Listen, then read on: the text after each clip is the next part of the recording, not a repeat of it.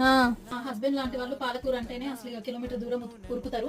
అలాంటి వాళ్ళ కోసం పాలకూరతో పాలక్ ఆలు మసాలా దోశ, ఆలుతో మిక్స్ చేసి, ఇది ఎట్లా ఫ్రై అవుతుంది కాబట్టి ఇంకా పాలకూర ఏం కనిపించదు, దాని టేస్ట్ ఏం రాదు, హ్యాపీగా తింటాడు మా హస్బెండ్ అయితే అట్లా చేస్తే. ఇంగ్రీడియంట్స్ వచ్చేసి క్యారెట్ తురుము, పచ్చిమిర్చి, కరివేపాకు, ఆనియన్స్, పాలకూర, అట్లనే ఆలుగడ్డలు, బఠానీ కూడా వేస్తున్నా నేను.